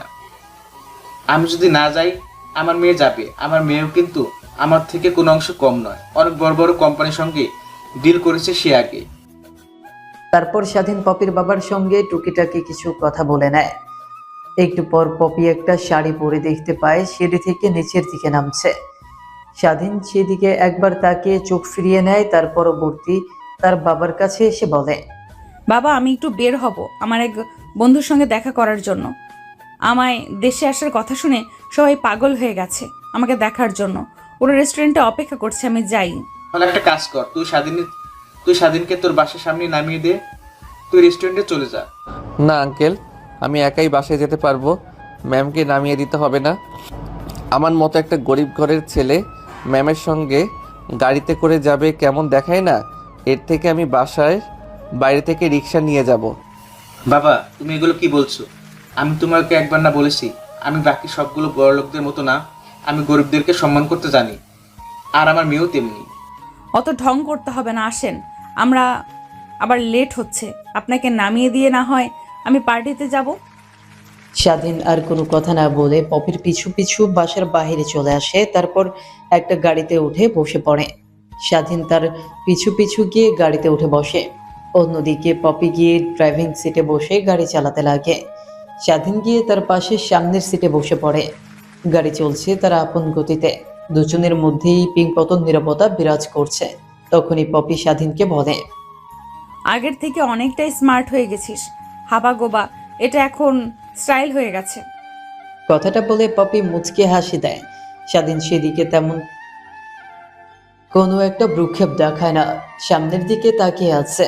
তখন একটু রাগী কণ্ঠ নিয়ে পপি স্বাধীনকে বলে, অনেক ভাব হয়েছে তোর, তাই না? তোর সঙ্গে কথা বলতে চাচ্ছি আমি, আর তুই কথা বলছিস না। ম্যাম, সামনে আমার বাসা, এখানে নামিয়ে দিলেই হবে। পপি স্বাধীনের কথায় কোনো ভ্রুক্ষেপ না দেখিয়ে গাড়ি চালাতে লাগে। তখনই পপিকে উদ্দেশ্য করে স্বাধীন বলে, ম্যাম, কই নিয়ে যাচ্ছেন আমাকে? বললাম সামনে নামিয়ে দেন আমাকে, কিন্তু আপনি যে গালি বের করছেন না। একদম চুপ থাকবি, একটা কথাও তুই বলবি না। আর একটা কথা বললে তোকে কিন্তু একদম এখানেই শেষ করে ফেলবো। কথাটি বলে পপি মন দিয়ে গাড়ি চালাতে লাগে। অন্যদিকে স্বাধীন পপির এমন রাগ দেখে অবাক হয়ে যায়, কারণ স্বাধীন আগে থেকে জানে পপির রাগ অনেক ভয়ঙ্কর। আগে যখন তারা রিলেশনে ছিল তখন পপি কোনো সময় রাগ করে থাকলে স্বাধীন অনেক চেষ্টা করে তার রাগ ভাঙাতো। তারপর স্বাধীন চুপচাপ সিটে বসে থাকে। একটু পর গাড়ি গিয়ে ব্রেক করে একটা পার্কের সামনে। তারপর গাড়ি থেকে পপি নেমে যায়। স্বাধীনও গাড়ি থেকে নেমে যায়। তখন পপি এসে তার হাত চেপে ধরে একটা বেঞ্চের দিকে নিয়ে যায়। তারপর দুজনে গিয়ে বসে পড়ে। নদীর দিকে পপি আর স্বাধীন দুজনেই তাকিয়ে আছে অনেকক্ষণ ধরে। তখনই পপি জোরে সুরে একটা নিঃশ্বাস ফেলে বলতে লাগে, চাইলে কিন্তু আমরা এখনো সবকিছু ঠিক করতে পারি। এই 8টা বছর কিভাবে যে তোমাকে ছাড়া ছিলাম শুধুমাত্র আমিই জানি। ভেবেছিলাম দেশে এসে তোমাকে কোনোভাবেই খুঁজে পাবো না, কিন্তু দেখো ভাগ্যের কি নির্মম পরিহাস। সর্বপ্রথম তোমার সঙ্গে দেখা হলো, আর তোমাকে হারাতে চাই না। যেইভাবেই হোক তোমাকে আমার লাগবে। পপির হাত থেকে স্বাধীন তার হাত সরিয়ে নিয়ে বলতে লাগে, ম্যাম কি বলছেন এইগুলো? যা কখনো হবার নয় তা কখনো চিন্তা করাও দুঃস্বপ্ন। কোথায় আপনি আর কোথায় আমি? দুজনের মধ্যে আকাশ বাতাস তফাৎ। যেইখানে আপনার বাবা বাংলাদেশের টপ বিজনেসম্যানের মধ্যে এক, আর আমি সেইখানে সেই কোম্পানির সামান্য একটা ম্যানেজার। আপনি যা ভাবছেন তা কখনো হবার নয়। দেখো, আমি আমার বাবাকে যদি সব কিছু বুঝিয়ে বলি, বাবা অবশ্যই আজ হবে। আর তোর বিষয় নিয়ে বাবা আমাকে অনেক ভালো ভালো কথা বলেছে। আমাকে নিয়ে এইখানে কেন এসেছেন? আপনি তো আপনার বন্ধুদের সঙ্গে দেখা করার জন্য রেস্টুরেন্টে যাবেন। স্বাধীনের এমন কথা শুনে পপির ঠোঁটে একটু হাসির রেখা ফুটে ওঠে। তখনই হাসতে হাসতে স্বাধীনকে বলে, আরে না, আমার বন্ধুদের সঙ্গে দেখা করব আগামীকালকে সবার সঙ্গে। আজকে তো বের হয়েছে তোর সঙ্গে কথা বলবো এর জন্যই। আমি জানতাম যে আমি বাসার বাইরে বের হতে গেলে বাবা বলবে তোকে তোর বাসায় নামিয়ে দেই যেন, আর তখনই তো তোকে নিয়ে এইখানে আসবো, এটাই কল্পনা করছিলাম। আর এই জায়গাটা এটা কিন্তু আমাদের সেই ফেভারিট জায়গা, যেখানে আমরা প্রায় সময়ই এসে বসে থাকতাম, ঘন্টার পর ঘন্টা এখানে পার করতাম। কিন্তু দেখ, আজ হয়তো বা আমরা এখানে নেই, কিন্তু জায়গাটা তো আগের মতোই আছে। ম্যাম, আপনি প্রয়োজনের কিছু কথা বললে আমাকে বলতে পারেন, না হলে আমি আসি। আমার বাসায় অনেক কাজ আছে। না, তেমন কোনো প্রয়োজন নাই তোকে। এখন এই কথাগুলো বলার জন্য এখানে নিয়ে এসেছি। পপির কথা শেষ হতে না হতেই স্বাধীন সেখানে আর এক মুহূর্ত বসে না থেকে উঠে পার্ক থেকে বের হতে যায়। পপি সেই দিকে এক পলক তাকিয়ে থেকে মাঠের দিকে তাকিয়ে আছে। তারপর পপি সেখানে অনেকক্ষণ বসে থাকে। একটু পর পার্ক থেকে উঠে গাড়ি নিয়ে সোজা বাসায় চলে যায়। অন্যদিকে স্বাধীনও পার্ক থেকে এসে বাসায় এসে ফ্রেশ হয়ে খাওয়া দাওয়া করে তার রুমে গিয়ে ঘুমিয়ে পড়ে। পরের দিন সকালবেলা স্বাধীন ঘুম থেকে উঠে নামাজ পড়ে একটু হাঁটাহাঁটি করে বাসায় চলে যায়। বাবা, দিন দিন তোর বাবার অবস্থা কেমন যেন হয়ে যাচ্ছে। মাথায় নাকি প্রচণ্ড পরিমাণে ব্যথা করতেছে। তার কালকে রাতে আমাকে বলল। বুঝতে পারছি না কি হয়েছে তোর বাবার। দেখি, এই মাসে তো অ্যাডভান্স টাকা নিয়ে নেওয়া হয়েছে, তাহলে আগের মাসের বেতন পেয়ে আব্বুকে না হয় হাসপাতালে নিয়ে যাব চিকিৎসা করানোর জন্য। তারপর স্বাধীন তার মার সঙ্গে টুকটাক কিছু কথা বলে খাওয়া দাওয়া শেষ করে অফিসের উদ্দেশ্যে বের হয়ে পড়ে বাসা থেকে। বাসার বাইরে এসে একটা রিক্সার জন্য অপেক্ষা করতে লাগে। তারপর রিক্সা পেলে সোজা অফিসে চলে যায়। রিক্সাওয়ালাকে তার ভাড়া মিটিয়ে সোজা স্বাধীন তার রেখে দেওয়া টেবিলে গিয়ে বসে পড়ে। তারপর স্বাধীন তার ডেস্কের উপরে থাকা ফাইলগুলো দেখতে লাগে মনোযোগ দিয়ে। ফাইলগুলো দেখছিল, তখনই কেবিনের মধ্যে পিয়ন এসে বলে, স্যার, আপনাকে আমাদের নতুন বস ডাকছে। স্বাধীন পিয়নের এমন কথায় আগামাথা কিছুই বুঝতে পারে না।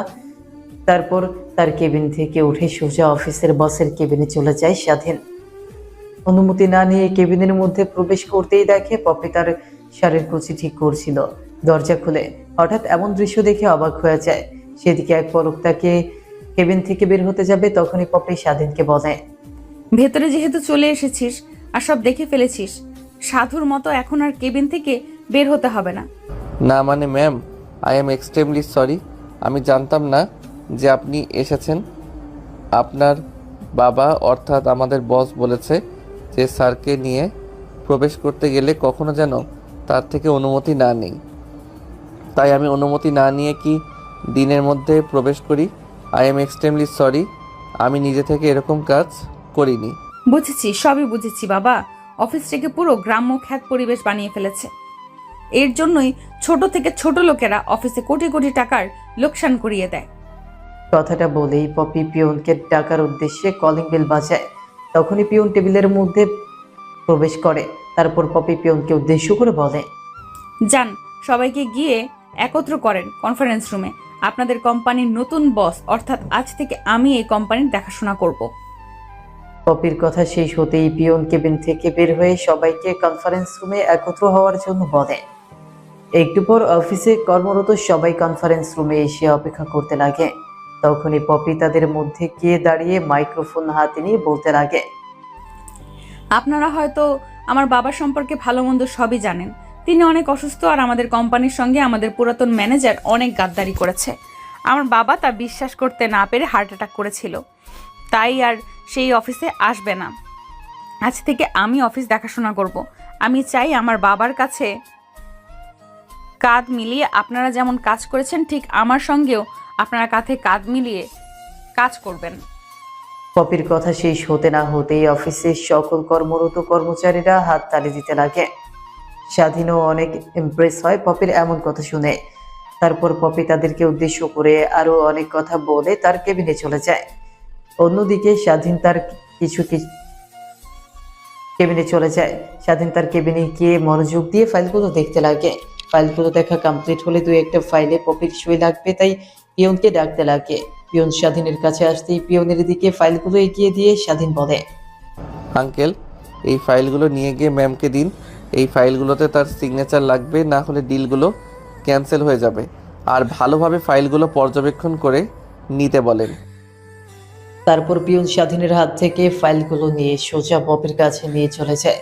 গিয়ে পপিকে ফাইলগুলো দিতেই পপি পিয়নকে বলে, এই ফাইলগুলো কিসের, আর কে পাঠালো আপনাকে দিয়ে? ম্যাম স্বাধীন স্যার পাঠাইছে, বলল যে এই ফাইলগুলোতে আপনার কি সাইন লাগবে অনেক জলদি, তাহলে রিংগুলো ক্যান্সেল হয়ে যাবে।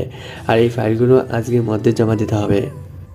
তাহলে যার ফাইল তাকে আমার কাছে আসতে বলেন। আমাকে বুঝিয়ে না বললে আমি ফাইলে সাইন করব কেন? পরে দেখা যাবে বাবার মতো আমাদের চুলকানি মাখিয়ে তাদের নিজের মতো একটা কোম্পানি খুলে নেবে।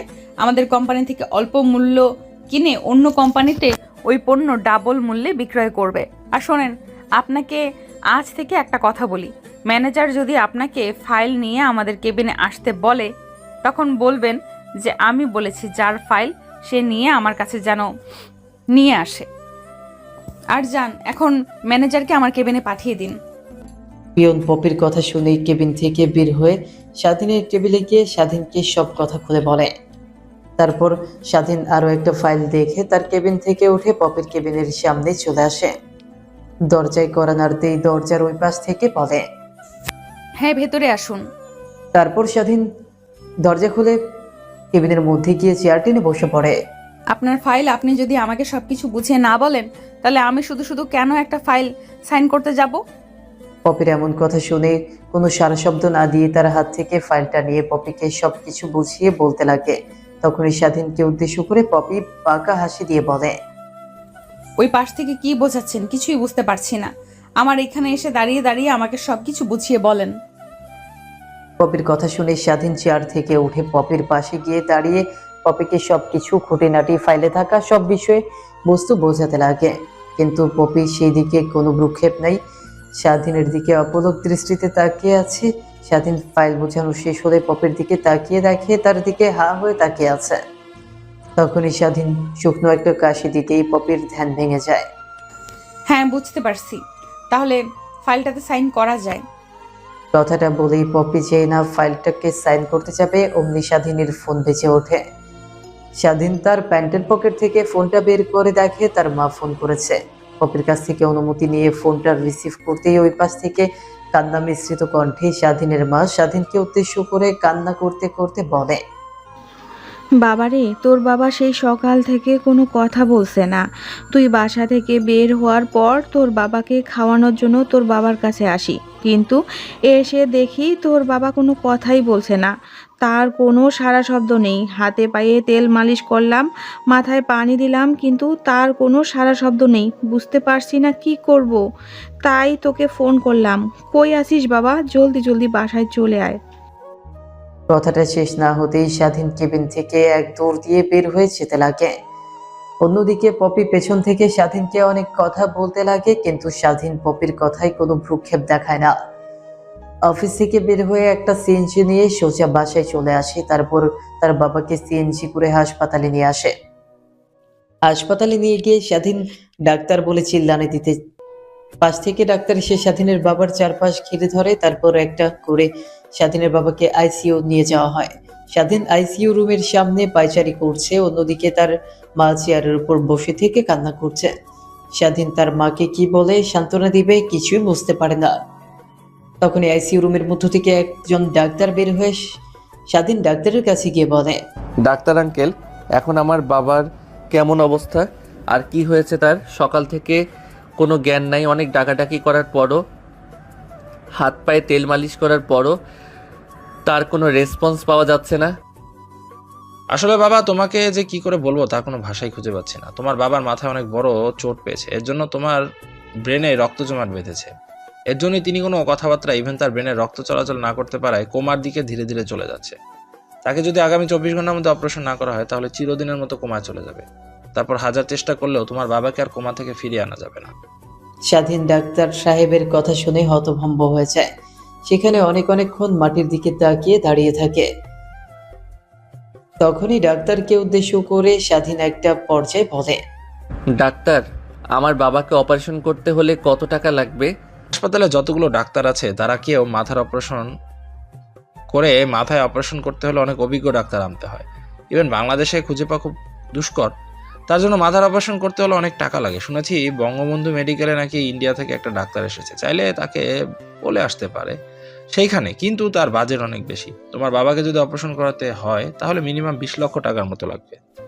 স্বাধীন ডাক্তারের মুখ থেকে এতগুলো টাকার অঙ্ক শুনে অনেকটা অবাক হয়। কি করবে কিছুই বুঝে উঠতে পারে না। অন্যদিকে 20 লক্ষ টাকার কথা শুনেই স্বাধীনের মা আরো জোরে কান্না করতে লাগে, কারণ স্বাধীনের দ্বারা কোনোভাবেই এই 24 ঘন্টার মধ্যে স্বাধীন 20 লাখ টাকা জোগাড় করতে পারবে না। স্বাধীনও গিয়ে তার মায়ের পাশে থাকা একটা চেয়ারে বসে পড়ে, মাটির দিকে তাকিয়ে চিন্তা করতে লাগে কি করবে এখন সে। তখনই স্বাধীন তার মাথায় কিছু একটা চিন্তা বিরাজ করে। তারপর তার প্যান্টের পকেট থেকে ফোনটা বের করে পপির বাবাকে ফোন করতে লাগে, কিন্তু ওই পাশ থেকে ফোনটা বারবারই বন্ধ দেখাচ্ছে। কি করবে বুঝতে পারে না। তখন হাসপাতালের বাইরে এসে একটা রিক্সা নিয়ে সোজা অফিস চলে যায়। অফিসের সামনে গিয়ে রিক্সাওয়ালাকে তার ভাড়া মিটিয়ে সোজা পপির কেবিনে চলে যায় স্বাধীন। স্বাধীনকে পপি তার কেবিনে দেখে আর তার চোখে অশ্রু দেখে পপি অনেকটা অবাক হয়। তখন স্বাধীনকে উদ্দেশ্য করে পপি উদ্বেগ কণ্ঠ নিয়ে বলে, কি হয়েছে তোমার? তোমার চোখে পানি? আর তোমাকে তখন পেছন থেকে কত করে বললাম, কিন্তু তুমি ফোন পাওয়ার পর থেকে দৌড়ে অফিস থেকে বের হয়ে গেলে। স্বাধীন কিছু একটা চিন্তা করে পপিকে উদ্দেশ্য করে বলে, আসলে ম্যাম, আমার বাবা হাসপাতালে ভর্তি, আইসিইউতে। ডাক্তার বলেছে 24 ঘন্টার মধ্যে তাকে চিকিৎসা না দিলে, হঠাৎ অপারেশন না করলে তাকে বাঁচানো যাবে না, চিরকালের মতো কোমায় চলে যাবে। তাই আমার বাবাকে বাঁচাতে হলে যেভাবেই হোক 24 ঘন্টার মধ্যে আমাকে 20 লক্ষ টাকা জোগাড় করতে হবে। কিন্তু কোথা থেকে আমি 20 লক্ষ টাকা পাবো কিছুই বুঝে উঠতে পারছি না। তোমার বাবাকে চিকিৎসা করার জন্য 20 লক্ষ টাকা আমি দেব, বাট 20 লক্ষ টাকা তোমাকে দেব এমনি এমনি নয়, কাজ করে তারপর থেকে আমার কাছ থেকে 20 লক্ষ টাকা নিতে হবে। আমি আপনার যে কোনো কাজে রাজি আছি, প্লিজ আমাকে 20 লক্ষ টাকা দিন না। আমার বাবার অপারেশন শেষ হলে আপনি যা যা বলবেন আমি সেই কাজই করব। প্রয়োজন হলে আমি আপনার বাসার কাজের ছেলে হয়ে থাকব। কাজের ছেলে হয়ে থাকতে হবে না তোমাকে, আমাকে বিয়ে করতে হবে। কি বলছেন এগুলো? আপনি কি বিয়ে করতে হবে মানে? কখনোই না। তাহলে তোমার বাবাকে বাঁচানোর চিন্তা চিরতরে বাদ দিয়ে দাও, কারণ আমি জানি তুমি 24 ঘন্টার মধ্যে কোনোভাবেই 20 লক্ষ টাকা জোগাড় করতে পারবে না। আর তোমার বাবার চিকিৎসা হবে না, তিনি চিরনিদ্রায় কোমায় চলে যাবে। এর থেকে ভালো হবে তুমি আমাকে বিয়ে করে নাও। আমি চাই না আপনি আমার জীবনে জড়ান, কারণ আপনার মতো মেয়েকে বিয়ে করে আমি কখনোই সুখে থাকতে পারবো না। এই কথা ভেবে আজ থেকে 8 বছর আগে আমি তোমার জীবন থেকে সরে আসছিলাম, আর আবার কি না তুমি তোমার জীবনে নতুন করে আমাকে চাচ্ছ। যেখানে তোমার একদিনের খরচ প্রায় 1 লক্ষ টাকা, সেইখানে আমি মাসে শুধুমাত্র 1 লক্ষ টাকা ইনকাম করি। তাহলে তুমি কিভাবে আমার এমন ঘরে সুখে থাকতে পারবে? আমি কি একবারও বলেছি আমাকে আমার বাবা যেরকম রাখে তোমাকে ঠিক সেই রকমই রাখতে হবে? ভালোবাসা থাকলে চিলেকোঠার ছাদে উঠে শান্তি পাওয়া যায়। যেখানে ভালোবাসা নেই সেখানে লাখ টাকা কোটি কোটি টাকা থাকলেও শান্তি পাওয়া যায় না। এত কথা শুনতে চাই না তোমার মুখ থেকে। তুমি কি আমার প্রস্তাবে রাজি আছো কি না সেটা বলো। যদি রাজি থাকো তাহলে এখন আমাকে বিয়ে করতে হবে, তারপর আমি গিয়ে তোমার বাবার 20 লক্ষ টাকা দিয়ে দেব। স্বাধীন পপির এমন কথাই আর মানা করতে পারে না। তারপর পপি স্বাধীনকে নিয়ে অফিস থেকে বের হয়ে গাড়ি করে একটা কাছে অফিসে নিয়ে যায়। তারপর সেখানে তারা দুইজন বিয়ে করে নেয়। তারপর ব্যাংকে গিয়ে 20 লাখ টাকা তুলে সোজা হাসপাতালে চলে যায়। তারপর কাউন্টারে টাকাগুলো জমা দিয়ে দেয়। তারপর স্বাধীন তার মার কাছে নিয়ে গিয়ে পপিকে পরিচয় করিয়ে দেয়। একটু পর ডাক্তার এসে তাদের সকলকে উদ্দেশ্য করে বলে, আরেকটু ওয়েট করলে তোমার বাবার অপারেশন করাও যেত না, কারণ ওই ডাক্তারটা প্রায়ই কলকাতার উদ্দেশ্যে রওনা হতে যাচ্ছিল, কিন্তু আমরা ফোন করায় সে এখানে আসছে। 1 ঘন্টা পরে তোমার বাবার অপারেশন শুরু হবে।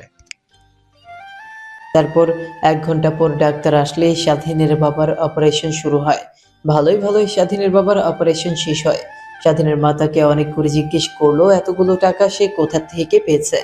বারবার স্বাধীন একটা কথাই বললো, অফিস থেকে লোন নিয়েছে। ধীরে ধীরে তার মূল বেতন থেকে টাকাগুলো বাদ দিয়ে দেওয়া হবে। সেভাবেই পেরিয়ে যায় অনেকটা দিন। একদিন স্বাধীন পপিকে একটা ফাইল দেখাতে নিয়ে আসে। অনুমতি নিয়ে কেবিনে প্রবেশ করতেই পপির সামনে চেয়ার টেনে বসে পড়ে। পপিকে ফাইল বুঝিয়ে দিতে লাগে, কিন্তু পপি সেদিকে কোনো মনোযোগী নেই। তারপর তার চেয়ার থেকে উঠে কেবিনের দরজার সামনে গিয়ে দরজা আটকে দেয়। অন্যদিকে স্বাধীন পেছনের দিকে তাকিয়ে দরজা আটকানো দেখে ঢোক গেলে পপিকে বলে, কি হয়েছে, দরজা আটকাচ্ছেন কেন? তোকে কতবার বলেছি ম্যাম ম্যাম বলবি না, আমি তোর ম্যাম না, আমি তোর বিয়ে করাবো।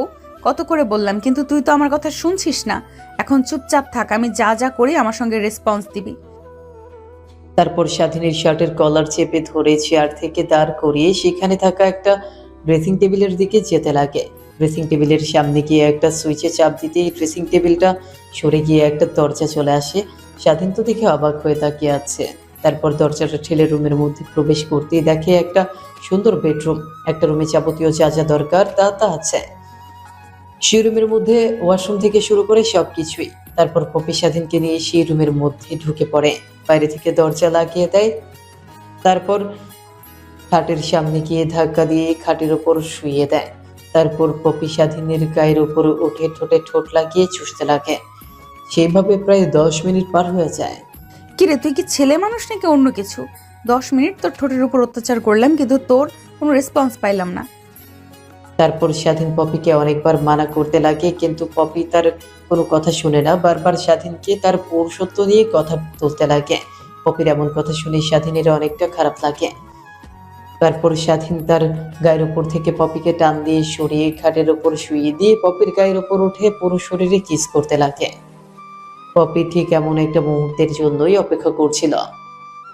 ধীরে ধীরে তারা দুজন হারিয়ে যায় এক ভালোবাসার অপরূপ সময়ের মধ্যে। এবার বর্তমান। পপি ওয়াশরুম থেকে বের হতেই স্বাধীন দৌড়ে ওয়াশরুমে চলে যায়। স্বাধীনের এমন দৌড়ে যাওয়া দেখে পপি একটা মুচকে হাসি দিয়ে উঠে তারপর ড্রেসিং টেবিলের সামনে গিয়ে চুলগুলো হেয়ার ড্রায়ার দিয়ে শুকাতে লাগে। একটু পর স্বাধীন ওয়াশরুম থেকে বের হয়ে আসে। পপির দিকে এক পলক তাকিয়ে পুনরায় গিয়ে খাটে বসে পড়ে। তখনই পপিকে উদ্দেশ্য করে বলে, এইভাবে অফিসের মধ্যে সংসার করলে তাহলে আর অফিস থাকবে না। এমনিতেই অফিসে যে সময় যাচ্ছে ধীরে ধীরে ডাউন খাচ্ছে, একটা সময় দেখা যাবে তোমার অফিস ধ্বংস হয়ে যাবে। হ্যাঁ, এর জন্যই তো বললাম তুমি তোমার বাবা মাকে বলো, আমি আমার বাবাকে বলি, তারপর দুজন পরিবারের সম্মতিতে না হয় আবার বিয়ে হোক আমাদের। কথাগুলো বলতে বলতে শাড়ি পরে নেয়। তারপর দুইজন সেই গুপ্ত ঘর থেকে বের হয়ে কেবিনের দিকে তাকিয়ে তো তারা দুজন অবাক হয়ে যায়, কারণ কেবিনের মধ্যে আর কেউ নয়, পপির বাবা বসে আছে। পপিকে আর স্বাধীনকে তারপরে না হয় বাকি কথা সেখানেই বলবো, এখানে আর না বলে। কথাটা বলেই কেবিন থেকে বের হয়ে যায় পপির বাবা। অন্যদিকে স্বাধীন তো অনেকটা ভীত হয়ে যায়। কেন স্বাধীনের মা বাবাকে তার বাড়িতে ডাকলো সে। তারপর কেবিনের মধ্যে আর এক মুহূর্ত না দাঁড়িয়ে থেকে সোজা স্বাধীন তার কেবিনে চলে যায়। এভাবে অনেকটা সময় পার হয়ে যায়। অফিস ছুটি হলে বাসায় চলে আসে। পরের দিন সকালবেলা স্বাধীন ঘুম থেকে উঠে তার মা বাবাকে পপিতের বাসায় যাওয়ার জন্য বলতেই তারা রাজি হয়ে যায়। তারপর স্বাধীন তার মা বাবাকে নিয়ে সোজা পপির বাসায় চলে যায়। দরজায় গিয়ে কলিং বেল বাজাতেই কাজের মেয়ে এসে দরজা খুলে দেয়। দরজা খুলে বাসার ভেতর প্রবেশ করতেই দেখে পপির বাবা খবরের কাগজ নিয়ে পড়ছে। তখন স্বাধীনকে আর তার সঙ্গে স্বাধীনের বাবা মাকে দেখে পপির বাবা এগিয়ে এসে বলতে লাগে, বাবা স্বাধীন, এই হলো তোমার মা বাবা, তাই না? স্বাধীন মাথা দিয়ে হ্যাঁ বোঝায়। কি আর বলবো বিয়ান, ছেলে মেয়েরা তো অনেক বড় হয়ে গেছে, তলে তলে অনেক কিছু করে ফেলেছে। আমি খোঁজ নিয়ে দেখেছি, তলে তলে তারা দুজনে বিয়ে করে নিয়েছে। আমাদেরকে বলার প্রয়োজন মনে করেনি। এখন আর কি করার, ছেলে মেয়ের আশীর্বাদ দিয়ে দেন, তারা যেন সুখে শান্তিতে থাকতে পারে। স্বাধীনের বাবা মা পপির বাবার এমন কথায় কিছুই বুঝে উঠতে পারে না। তারপর পপির বাবা স্বাধীনের মা বাবাকে সবকিছু বুঝিয়ে বলতে লাগে। পপির বাবার মুখ থেকে এমন কথা শুনে স্বাধীনের মা আর বাবা স্বাধীনের দিকে রাগী দৃষ্টিতে তাকিয়ে আছে। অন্যদিকে স্বাধীন মাটির দিকে তাকিয়ে আছে। বিয়ান, এখন আর কি করবেন বলেন? ছেলে মেয়ে ভুল করেছে, তাদের তো আর কিছু বলা যাবে না। এখন দোয়া করেন তারা যেন সুখে শান্তিতে থাকতে পারে। আমিও তাই বলি, আর রাগ করে থাকবো না ওদের উপর। তাহলে আমার বৌমাকে আমাকে বুঝিয়ে দিন, আমি বাসায় নিয়ে যাই। আসলে আপনাদের দুজনকে কি করে বলি যে বলে ওঠা হয়ে ওঠেনি। আমার একটা মেয়ে, আমার এত তো সম্পত্তি দেখাশোনা করবে। এর থেকে আমি বলবো কি আপনারা দুজনই আপনার ছেলে মেয়ের সঙ্গে আমাদের বাড়িতে থাকেন না হয়। পপির বাবা প্রস্তাবে স্বাধীনের মা বাবা রাজি হয়ে যায়। তারপর হাসি ঠাট্টার মধ্য দিয়ে কোথা দিয়ে যে দিন পেরিয়ে রাত হয়ে যায় সেদিকে কারো কোনো খেয়াল নেই। রাত হতেই পপি অনেক সাজগোজ করে তার রুমে অপেক্ষা করতে লাগে। অন্যদিকে স্বাধীন কিছুক্ষণ দাঁড়িয়ে থেকে সোজা পপির রুমে চলে আসে। দরজা খুলে পপির রুমে প্রবেশ করতেই পপি এসে স্বাধীনকে পায়ে সালাম করতে লাগে। বেঁচে থাকো মা, বড় হয়ে একটা ফুটবল টিমের মালিক হও, এই দোয়া করি। কি করতা? আমি তোর মা হই, তাই না? দাঁড়া দাঁড়া বলছি, দাঁড়া। কথা বলতে বলতেই স্বাধীনের পিছু পিছু ধাওয়া করছিল পপি। হঠাৎ পা স্লিপ কেটে খাটে শুয়ে পড়ে। তারপর স্বাধীন গিয়ে খাটে শুয়ে পড়ে। মুহূর্তের মধ্যেই দুজনে হারিয়ে যায় ভালোবাসার এক অন্তিম মুহূর্তে।